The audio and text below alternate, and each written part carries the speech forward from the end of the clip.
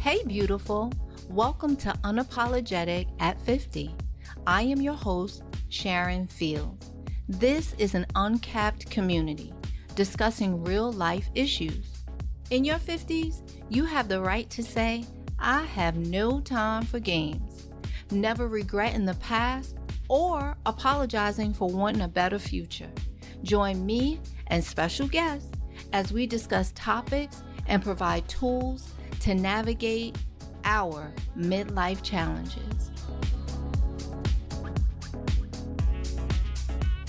So I want to thank each and every one of you for listening to this episode. I am so excited to share our special guest with you today. Her name is Kareen Griffiths, and she is just such an amazing energy. I just want her to share what her expertise is with each and every one of you. I know that you would truly be blessed by this. The tools is not age specific. It's something that all of us can utilize throughout our lifetime. So let me not hold out, even though I kind of want to keep her to myself. Because I do love the energy. We actually met through Instagram. And I saw a couple of her stories and her posts, and I was like, okay, she loves house music, y'all. Y'all know that's my thing right there. So right there, that brought us together. But then I started seeing her messages, and I was like, wow, this is something that I could utilize as well as others. And I just wanted her message to be heard and her expertise. So without any further ado, I just want to introduce to you Kareen Griffiths, and she will provide you with all of her expertise and how you can connect with her. So welcome, Kareen. How are you? Thank you. Thank you for inviting me, Sharon. Gosh, I know the whole Instagram thing, and I don't use it all the time because I just like to go on there when I feel like going on there. I don't go on there for looking for anything. I just enjoy the platform. So you connecting with me and telling me about this fantastic podcast and being able to just share ways that we can help each other, you and me and the wider people that are listening, then that just fills me with joy, really. Absolutely. What it's all about. And the music. Yes. No matter where you are, music can bring you together, correct? Yeah, I was just going to say, it's truly done that. I always say that, that music is a place where it just brings people together, different places, different backgrounds. It just connects you without even using words. It's just a feeling. How says a feeling? It sure enough is. But that would also be considered a way of communicating, right? Because I know there has been times that talking to someone and I really don't have a time to actually speak to them on the phone, but I can send them a message with music in it and they know exactly what I'm talking about. So there are several ways of communicating. Right? Yeah. So can absolutely. you tell us about that? Give us maybe the top 3, if you would. Yeah, I've spent the last 10, 12 years in communication. And I think there's this assumption that, anybody can communicate and everybody communicates and we can all converse with each other. Absolutely. But when it comes to work or relationships, it's about how your conversations become winning conversations and real conversations and conversations where you connect with each other. And that's how I look at communication. It's about giving you the ability to connect with anyone, no matter where you're from, no matter what place, whether you're here or different countries. I look at communication as that thread that connects you with anyone.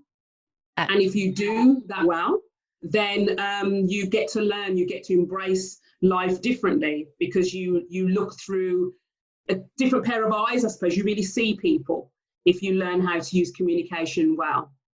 I think that might be an area that some of us are not doing too well in, because communication is also a part of listening, right? As well as, now you explain the difference, because a lot of times people will say, I hear you. You hear me, but are you listening to what I'm saying? Can you explain the difference when it comes to hearing and listening? So sometimes people hear with the opportunity to come up with an answer to counteract what they've heard. If you're eye-class listening, as you're listening to everything that's going on in that conversation, you're listening to the tone, you're listening to the body language, you're listening to the facial expressions, if that's the case, or you're listening to the voice, and you're listening to everything that sits around that conversation to really understand where somebody's coming from, and listening to the context, listening to I suppose what's not being said as well, because it's not always about what you verbalize, it's what's not being said. And that's what I think is really important between the sort of listening, and then hearing. I think hearing can be very much a case of, I heard you, and then you're ready to respond with your own view of the world. It's funny that you say that, because I've said to people also, no answer or no response is also a response. And they're like, what do you mean by that? If I ask you a question, right, and there is nothing, you don't respond, you don't in any type of manner, whether that be just by saying, we'll talk about it later, or I disagree, or we're in this age of texting and things of that nature, just sending something to confirm that you received the question or you were listening to what I'm saying. When there's nothing, that's an answer. I take that as if you're not interested, you choose not to respond. It's not something that is important enough for you to respond. So would you agree with that? Yeah, and I think it's sometimes when we get that feeling, it's off a backdrop of something else. Something else is going on. We don't tend to just have a one-off conversation and you end up with this, you don't really care. It's a series of interactions that have come to the conclusion that, okay, this is how I feel about this particular conversation. It's very rare if you've got a relationship, not like relationship with a partner, but relationships, friendships, that you just end up with, you're not listening to what I'm saying. There's normally a journey that's gone on for it to get to that point. And that's where that communication has to play. So if you've ended up at a point where you say, well, you don't really care what I've said, it's normally come from somewhere else. The difference between how we communicate with a friend versus someone that we are in a relationship with seems to differ, because the way that you interact with someone that's just your friend, just your buddy, just your, hey dude, you talk to them and you will even allow certain things that you won't with someone that you're in a relationship with. Is that correct? Yeah, that can in both ways. Yeah, but I think, you're right. In friendships, it can be very much, as you say, you let things happen differently to maybe in a relationship, for sure.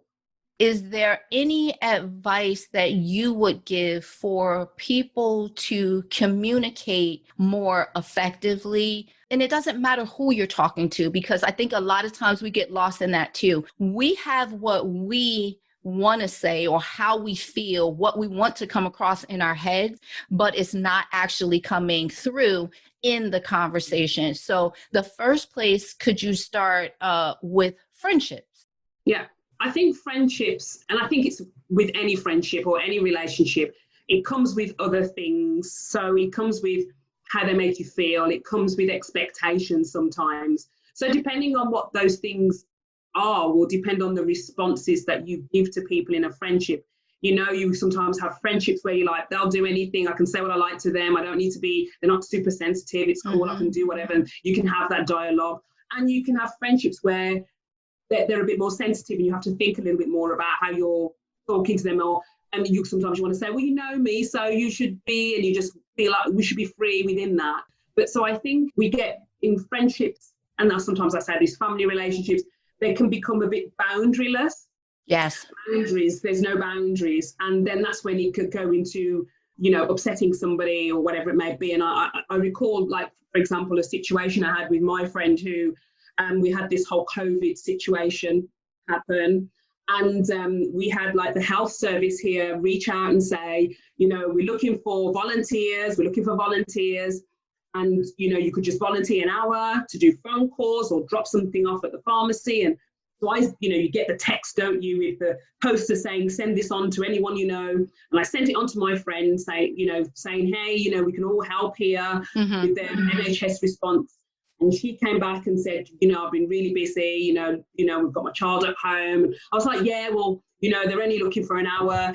And before I knew it, you're kind of putting your expectations subconsciously onto someone else. Yeah. Instead of me just hearing that, yes, thank you for receiving that, I'm good to go.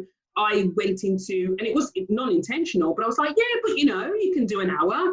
You could do an hour. You just only a phone call. Everybody needs to come together. Thinking about what everybody could do to change the situation. And then she came back to me with a whole barrage of, do you know what's going on in my house at the moment? And she went through everything that was going on and what she was dealing with. And I really upset her. And so it's sometimes the medium that you use, it's the timing, you don't know where people's heads are at. So it's about respecting that and giving people space, not taking things personally. I knew that what she was upset about was not me. Right. We have a big friendship of many, many years. So I knew she wasn't upset with me per se. When she told me, I was like, okay, well, she's going through some stuff. You say you're sorry and you come away and you think back and go, okay, next time if you do that, Kareen, don't then, add your little tidbit on the top and, oh, well, you could do this and you could do that. It's just human nature to do that in your friendships. They become a bit boundaryless. So, but I think it's more about how we respond to that, not taking it personally. If your relationship's balanced and you haven't built everything on this relationship, then, you see things a little bit differently. Yeah, absolutely. And like you said, I think that also crosses over into your personal relationship, your marriages, your dating, your long-term relationships, right? Yeah. Because we always need to be respectful, but also mindful, because you said something in that, like, your intent wasn't to be so forceful, but you're used to communicating in a certain way. And this was something that was dear to you, right? But that doesn't mean that it's the same thing for the other person. Yeah. So we need to be mindful of that. But not only, we don't know what's going on in their life. No. You could be the best friends, but that doesn't mean that every moment or every second of the day is shared with you. Yeah. Absolutely. Right. And it could be like, oh, well, I came away and I was like, gosh, actually, we haven't picked up the phone and had a conversation for a few weeks. So, but even if we had a conversation for a few weeks, that impulse of me getting that information and sending it, I still would have done the same thing, because at that point I was like looking at the good of the world and the good, and we can all come together in this new wave. Hey, you could do this very harmless, very innocent statement.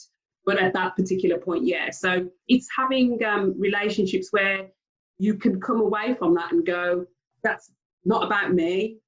Don't make it about me now. Don't come away and go, well, why did she think that of me? Because that's what you hear sometimes. Oh, how could she even think I was doing that? And all I did was ask. And then there's this big drama about, you come away and you think, what has really been said? And what she was really saying was, I've been really stressed out here. Right. I've been really stressed out. I've been really stressed out. I've had to deal with so much stuff. That's, this doesn't, I would love to help. You know me, I would love to help. That's what she's really saying. Right.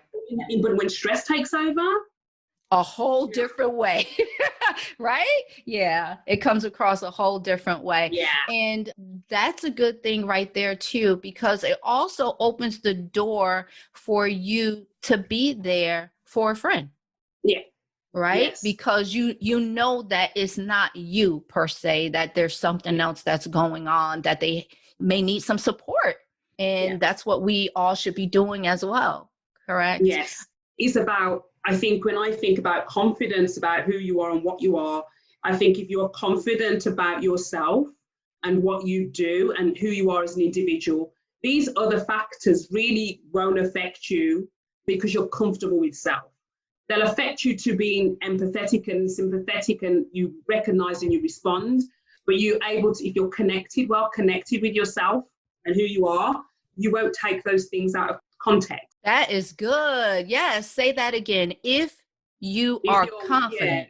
yes, confident and you're well connected with who you are, Yes, you'll that's see good. things in a balanced way. So if you know how to be centered, be mindful, be calm, think, stop, and think about your thoughts and your emotions and know how that works with yourself, then you respond differently as opposed to reacting differently. Yes. And Opposed to reacting. Mm-hmm. when I looked at that situation, like many situations you might have, I looked and thought, our friendship is always pretty good. So this particular thing isn't going to kill the relationship. Mm-hmm. But that's because I am balanced. I don't, I'm comfortable with myself. I'm confident about myself. I come from a place of love and light. So Yes. therefore, if I head to the light, in most situations, that's where I head. What's this about? Love and light. Then the likelihood is that it will turn out to be okay. But if it doesn't, I know it's not about me. Mm-hmm. And it can be other person's journey, other person's needing to do something to work out for themselves, because the intent has always been love and light and to help. Right. Oh, thank you for that information. That is very good. Let's move on to career. I think a lot of time in our careers, our workplaces, it's kind of the same thing. There are things that we don't communicate well with our coworkers. We don't communicate well with our management team.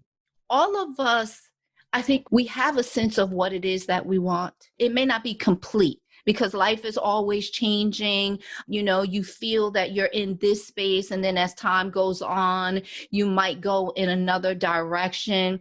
But you do know what it is that you will tolerate, what you won't, what you want to participate in, what you don't. And what affects you emotionally when someone says these certain things to you.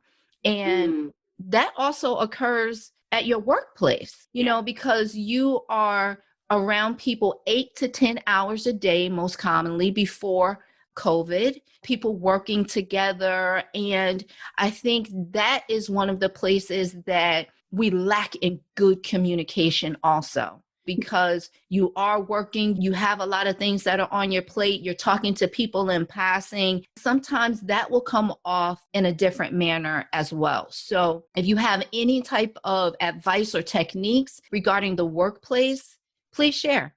Yeah, the workplace is a big one, because I suppose with work, you're there to feel good about what you're doing, but to get where you want to go, whether it's in your future or your career goals, and about perceptions and impressions and all of these things that work about what you're doing. I think when I reflect on what I try and help organizations to think about when it comes to people, because you've got a mix of everybody, in all in one place trying to do what they need to do.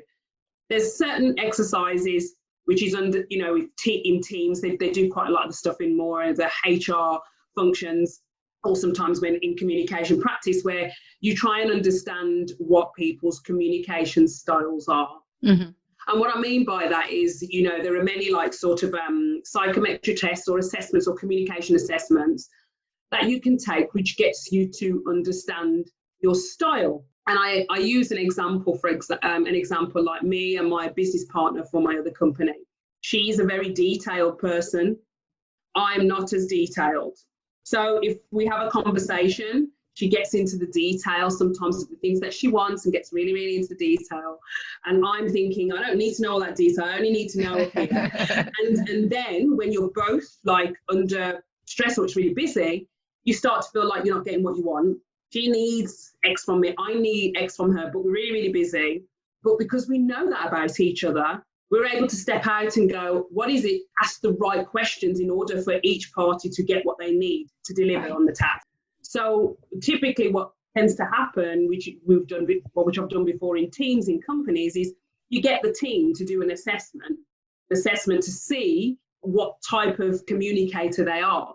Are they a visionary communicator? Are they a fact? Are they a techie? You go through and you can start to profile your teams and understand in that team, what is it made up of? So you've got the person who's gone into the granular of everything and I've done that before, where I've hired people in a team and made sure that I've had different skill sets in the team. Great, but can drive you crazy when they're asking you question after question after question after question, and you're just like, I haven't got time for all this. I haven't got time for all this. But so doing a team dynamics or understanding your style enables you to quickly focus in on the purpose of a conversation. Because if you know a person is a detailed person, or they're a leader who's very strategic and is up here and doesn't want to get into the detail, when you're preparing your items for your colleagues or for them, you know the balance. Yes. Of the type of things you need to create, and you start to take it away again from the personal. I always say, is this personal, or is this about the task? And if you can be clear on the tasks and the purpose of the task and the start, you know that Joe over there, he's going to need the detail. So the question should be like, Joe, what detail do you think you're going to need for that, focusing on the task? You know that about Joe because you've had your dynamics assessment. Right. You can see Joe's going to ask for that. Whether you like it or not, Joe's going to ask for it. So you won't get annoyed with Joe. You know your leader's going to come in and he's going to come with this vision. You're thinking, he's always a bit ambiguous. He never really gives us the stuff that I need. But you know that's what they're about. And if you try and go too far in on asking what they want, you'll frustrate the leader. Right. So once you get into, I say, the styles and you take this assessment, and typically when somebody comes to me for coaching, I get them to do the assessment, which comes out with like this sort of 10 pages where it shows you if you're a visionary type of person, these are the questions you would need to ask if you were talking to a detailed person or vice versa. Then it helps you understand that it's how much you want to put your personal needs into this relationship. Because there's the work, and then there is this whole like, am I putting all how I personally feel into this? How much control do I want to hand over to you on my personal? I don't want to hand over everything about me personally, how I am. Right. So let me understand what the task is in hand, and let's understand how our different styles gives us the outputs we're looking for. And that's what you have to sometimes coach people around. Yeah, I mean, because we all have different personalities. Right. And when you're working, that is something definitely that management should be aware of and know how to deal with. Right. Yeah. And if they don't, then they need some additional leadership skills as well. Yeah. But also as coworkers, you need to be mindful on how you approach the people that you work with, because a lot of things that you spoke about, I think that we get to see as coworkers, employees as well. You will know the people on your team, how they think, what their process is because of questions that they ask, the things that you see them speak about during your meetings, so there's kind of a show and tell in reference to the employees and the coworkers as well. So some of that stuff goes, both ways. And again, we always need to be mindful of others and how we are communicating with them. And it's okay, I think, to ask, did you understand what it was that I was saying? Or, and if they don't, explain it again, but don't let it turn into something that is combative, right? Yeah. Or something that is going to go any further than what you are discussing at that point. It's definitely a balance of self-awareness. You have to be really self-aware when you're at work about what is going on in your workplace and how much, like when I worked for a company for a long time, I realized how much the culture of that organization made me feel because I'd worked there for a long time. And then it's really difficult to break some habits, break some thinking habits. Yes. Because anytime I'd go into a similar scenario, I would assume the outcome was going to be a certain outcome because of being somewhere a long time, seeing behaviors that I didn't particularly think were great, but you've got to carry on working there and everything. And then what happens is it becomes like an institution, the way that you are and how you behave. And then therefore it knocks your confidence about things that you may want to go and do, or you might be in a meeting and you think, gosh, I know the last time that we had a meeting, this is what happened. And then yes, you nailed that right there. Yes. So I think there's something around, I always try and I've learned over time about having a real balance to your life. And if you have, this is what I love about sort of helping people in work and in life live their truth, because it's a balance. If you get a good balance in that you don't put all the eggs in the work basket and all your relationships and everything is in that basket, and that you have the balance outside, you're looking after yourself, you've got good friendships, good relationships, and a nice rounded view, but you don't look outwards to get your life. Your inward is fine and yourself is fine. And if it is, you won't be worried about some of those things. True. Very, very true. What about the podcast is Unapologetic at 50? And I don't like this whole aging thing, but it is what it is, right? So we are considered the midlife group, and we're in a different chapter in our lives, but because of things that we have dealt with those first 50 years or so, a lot of stuff has a tendency to stay with you and comes out in your communication, right? Mm-hmm. So for someone that is older and is looking to try to do a different thing when it comes to expressing what they want, what their needs are, and what they will and will not tolerate. Can you speak to that? I mean, because I think that we do look at things a little bit differently. We don't have as much patience. And I think that's because of things that we've already been through in our past, and the fact that, now we're in our 50s and it's kind of like, how much time do I have left? Not that any of us know, but we are living longer. There's a lot of people that are, in their hundreds, but we're not living as long as they did in the Bible, having children at 300 and, and stuff like that. So we're kind of conscious of time as well. So we're trying to move in another direction. And I think that in those areas too, we can do a better job of communicating what it is that we really want and what we need. What I'm hearing here is there's something around change here. So for me, as part of your communications piece, there is a change piece. And so I'm a change practitioner, and which means that you understand the principles of change. Okay.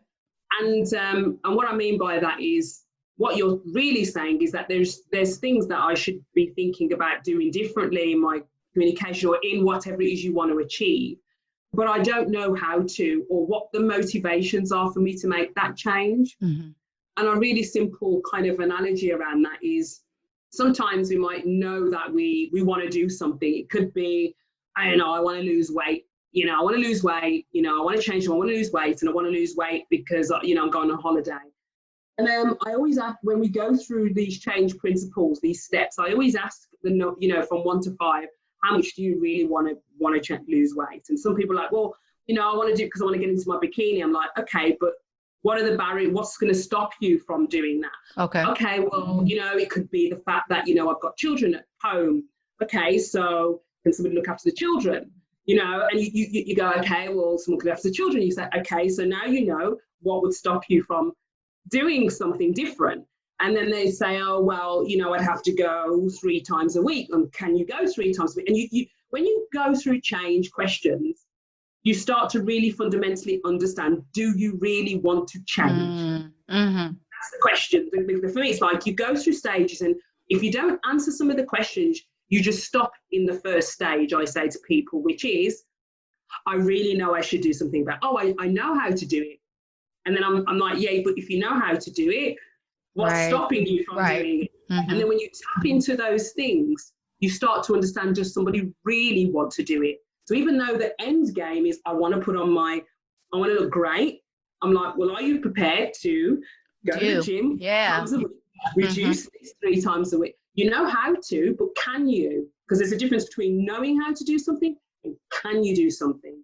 So if someone says like they want to change something in the way that they communicate, you have to map that out and get really specific. Okay, so you feel like you want to, why? How is that impacting you? Well, when I speak to people, they get the wrong idea. Mm-hmm. What kind of wrong idea? What kind of wrong idea are they getting? And if you was to prove this, what would improve in that conversation or relationship? What's the reward? Now, if the reward's not that great, right. the rewards, and like I say to people, if you're going to lose weight and it's just a bikini thing, and that's, if you are powered up on that, great. But if you're like, I can put a sarong on, then you're going to stick in the, I think I should be doing something. Right. You really, for me, there is something, when I say with anything to do with communication or whatever it may, or confidence or whatever, it's understanding clearly what is it you are trying to change and what outcome or what is the benefit of you doing that change. I want to improve my communication. For what purpose? What's getting in the way? Is it going to give you a pay rise? Is it going to give you, what your better relationship with your partner? What is it going to give you? And if you can sit there and go, I know that it's going to be 10 times better if I go through these steps, the likelihood is you will go through the pain that's involved and the barriers in order to change. But I think a lot of the time we say we want to do something, but we can't really dig deep enough to go, because as you said, when you get older, you're like, well, do I really want to kill myself off now? I'm pretty, do I really need to be doing all of that now? I should be chilling a bit more, or want to enjoy my life more? Do I really want to be eating lettuce for the next years? You eat less if you like foodie like me. I'm a foodie and I don't like pain in exercise, as you know.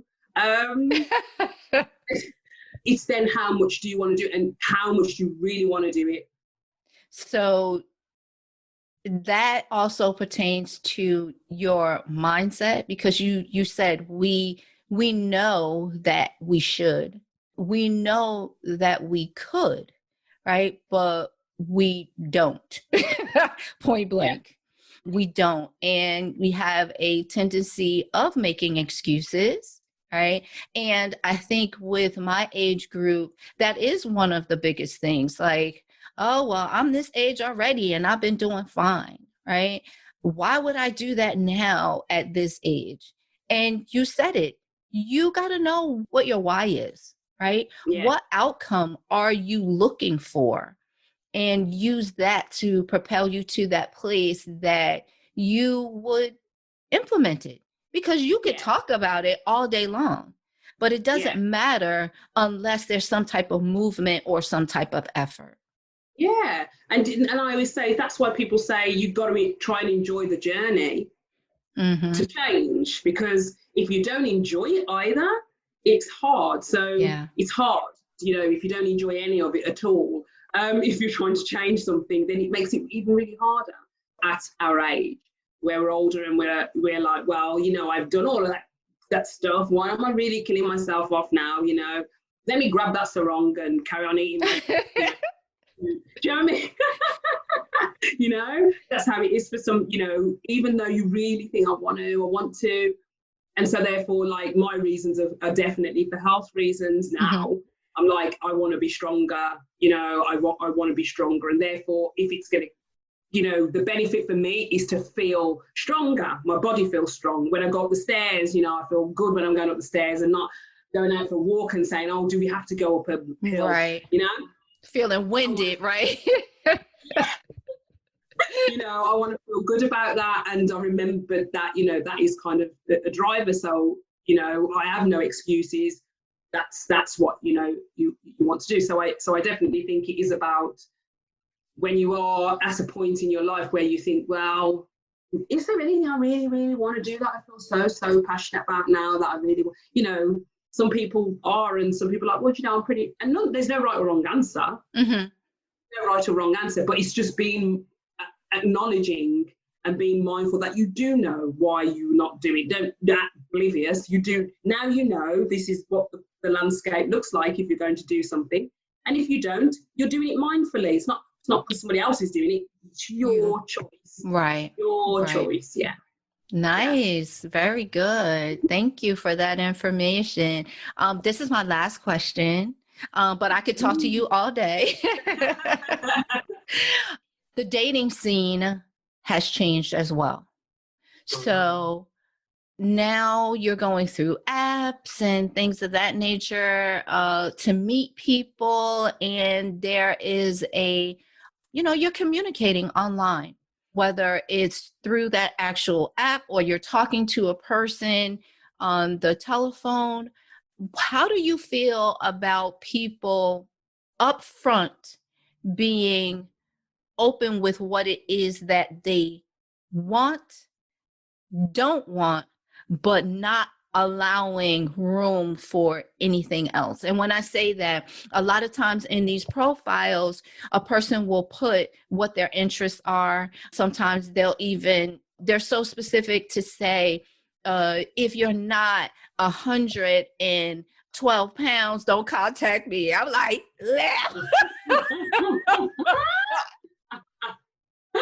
Oh, wow. if that's what you like, then that's what you like. But sometimes some of the stuff comes across like, are you missing an opportunity to actually meet someone that would really work for you? Because there's some limitations that you've also put out there, right, in your profile, but you still need to stay true to you. So it's kind of like, yeah, which way do you go with things like that? And I see this over and over again, and now people are talking to me about it too, and they're just like, well, once they didn't put it in their profile, then we have a conversation, and now all these things come up. What they want is this. It's like a interview. You know what I mean? And then other people are saying the opposite. Well, they put it in their profile, and I wanted the opportunity to meet the person, and I talked to them, and they were open, and it actually worked. You know what I mean? So this whole communication with the dating thing, I need some answers too, girl.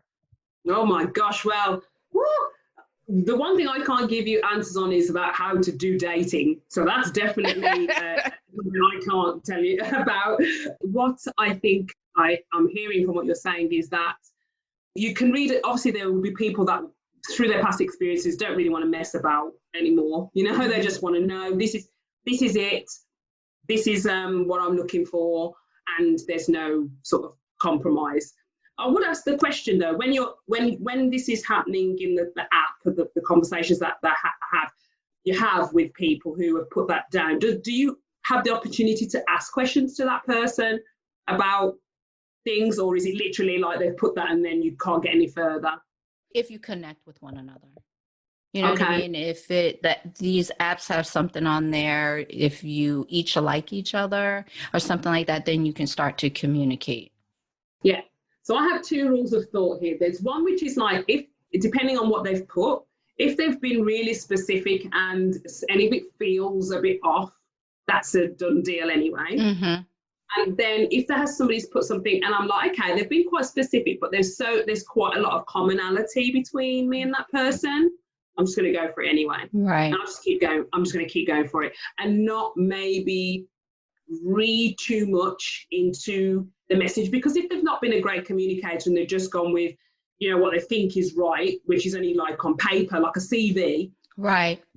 You won't get a feel for what that person is like.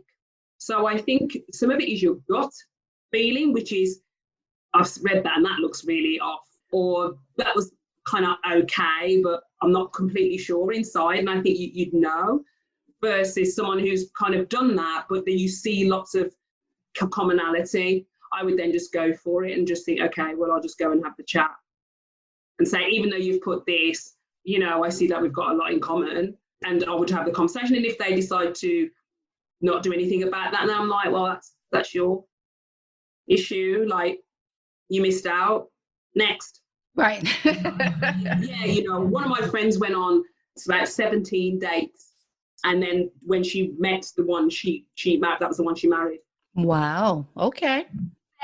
I completely enjoyed doing the dates. Just said I'm just going to enjoy, go out, picnic, whatever, take the dog for a walk, go for coffee. Just going to enjoy just going and meeting and going and meeting and going and meeting. So there's some people that do that, and then I've met I know people who have met, a couple of people and it's like bam, and then they've connected and that's that. So for me, if you're in that exploration stage, I would have just some fun with it, really. Right. Yeah, I'm not, I know some people are like, well, I really want someone to be serious. I'm like, well, while you're doing that, you don't know what's happening on the way. So don't look for that just one end game. Mm-hmm. You can still look for the end game, but still do another 10 people and enjoy, go for a meal, whatever. You don't know what's going to happen. So true. I've always said to my husband, he's very lucky that these apps wasn't out when I would be killing the dates. I would be out on a date. Yeah, let's have some food. We're doing yes, no, next. Absolutely. That's the whole thing. Have fun. I just think try and have fun with it, really. Have fun. Good. I want to thank you so much for joining us and giving us these tools and this information. How would we connect with you, or how would the listeners connect with you? And I think that we kind of just jumped into the conversation. So tell us about your business and where you're from. Yes, so I'm from the UK. I'm not sure you recognise the accent. Yes, I'm from the UK, and I've worked in communications for like 15 years, but set up my own business 10 years ago in communication, and that's helping people, helping companies, lots of companies when they're thinking of making big changes in their company about how they need to do this with the people. So it's been something I've done for the last decade, and then that's where some of the confidence coaching came into play, that you sort of start coaching people. And as I say, the change practitioner piece comes in, because effectively what you're asking people to do is to change something. Right. And they're only going to change something if there is a will or a motivation or to do that. So I've been doing that, and that's at my KMG Communications business. And then last year, yes, I set up a completely different type of business, which was Evenfields Careers. And that's like, that's all about the next generation, the future generation, finding a job with an inclusive employer. So me and my business partner set up a platform for that. That's a UK business, so people can follow us. Maybe we might go global, I don't know, but that's a UK business. But for the comms communications work, yeah, that's with anyone, anywhere, anytime I can help, really. So people can find me on Instagram under KMG Confidence Coach. But that's what I was going to ask you. Are you on any other social media outlets? Yeah. Is there any other tips or advice that you would like to add? First of all, thank you. I've had a book. I can't believe the time's gone so quickly. So like reaching out and having this chat, really. Like I say, it's about having the confidence to live your truth and finding ways to feel balanced, to feel connected, and that you don't always need others to feel good about yourself. Be respectful, and don't feel guilty about speaking your truth. This is who you are, and don't put everything in the work and the money and all the external world. Make sure inside feels right, and I think you can just do whatever you want then, really. Wow, I thank you so much for that. You gave us some great tools and some tidbits here that I myself am going to implement. And I really like that, what you just said, and it's live your truth. Be authentic to who you are. Be willing also to know that you don't know everything. Right? It's okay to make mistakes. But each day that we live is an opportunity for us to learn something new. Right? Yeah. And if anything, you should always be willing to want to make some type of change, to be the best version of you. You know? Absolutely. Yeah. Talk to yourself. I talk to myself. That's that affirmation thing. And speak life over yourself. You know what I mean? And, are there any books or any self-help books or audios or anything like that you would recommend? Gosh, you know what? There is so many podcasts. I mean, you only have to put in self-help, and I tend to be honest with you, not read loads of self-help books now. Okay. I feel like sometimes they tell me the same things, but in a different way. I think I tend to try and learn by connecting with different people and different places. Okay. And I think that's where I learn things from. So there's some really good books anyway on communication and the art of conversation. There's some good books there, but I think just find the things that make you happy and do more of it. Yeah, absolutely. do more of the things that make you happy, and some of that's not even in a book. That's just about who you are. Yes. So true. Again, I thank you so much for joining us today. This is first of many. You are always welcome. If anything changes, any new things that are going on with your business, if you have any type of webinars or anything that is going on, definitely come back and visit us and let us know so we can support you as well. All right. Thank you. I really appreciate it. It's been a really amazing opportunity, and it's great, this platform you're providing for women. I can see you're just absolutely in your element, absolutely fantastic what you're doing. So keep it up, because I'm looking forward to hearing more on some of the other guests that you have on. It's very exciting. So you do you. You do you. Thank you so much.